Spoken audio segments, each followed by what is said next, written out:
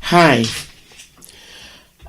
One interesting fact about African history is that while Africa was enjoying its golden age, Europe was encountering a general downturn in productivity and economic growth.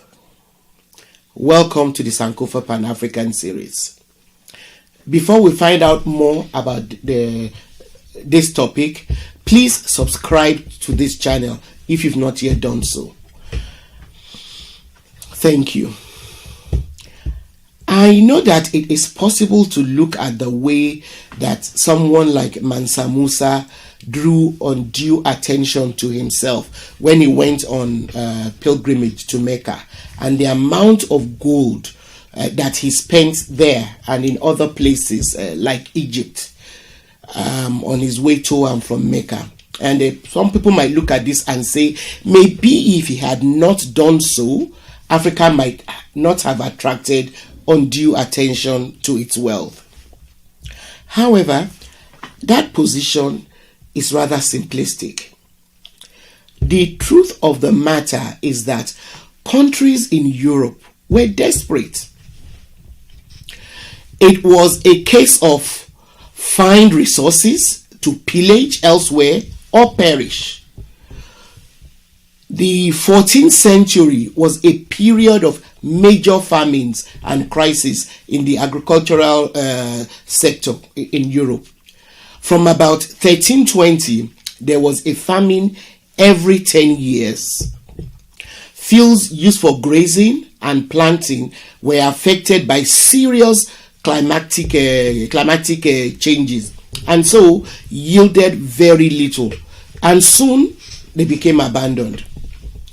Food became scarce, and then epidemics such as black plague, typhoid, dysentery, smallpox, etc., hit populations periodically between 1313 and 1348.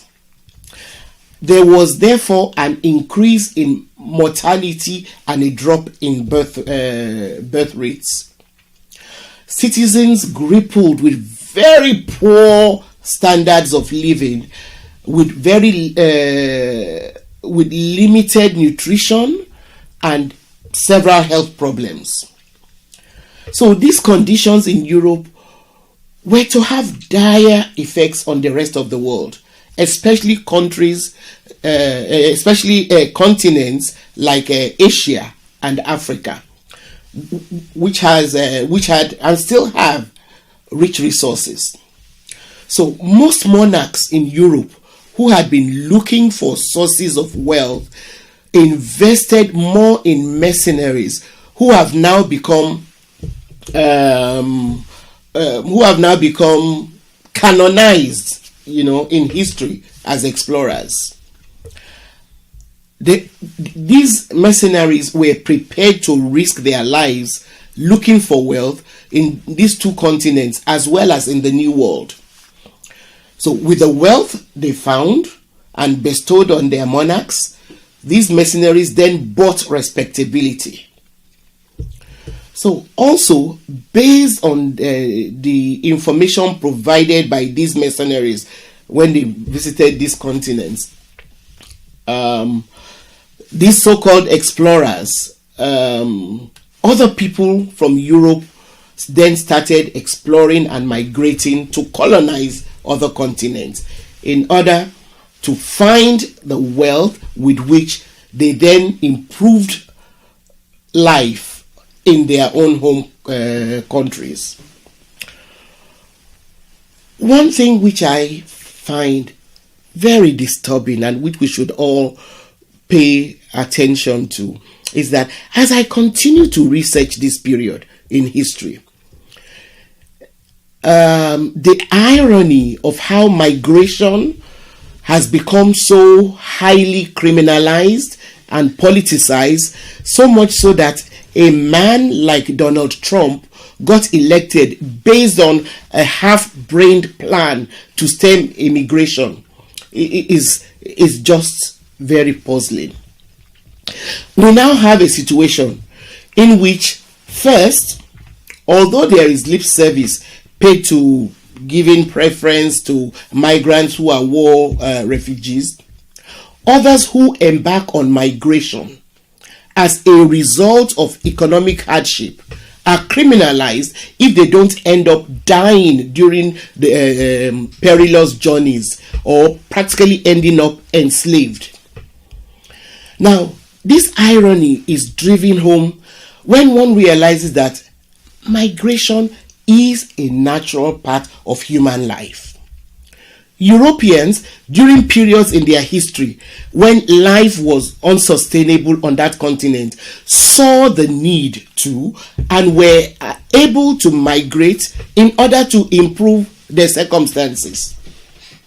So, while I'm not advocating that Africans and people from other continents should be given free rein in the developed world and that everybody should just open their borders and let everybody in so that they don't become overwhelmed, I believe attempts to stem the current tide of migration must prioritize the rights of human beings, to economic survival and free movement. Why is there such little effort to address the huge and widening economic gaps between countries? How do we justify a world in which cats and dogs in some parts of the world are better fed than human children in other parts of the same world? Why are we so reluctant to link the fact that young men and women will risk drowning in desperate bids to migrate to lack of economic equity, social justice, lack of job opportunities, and other factors?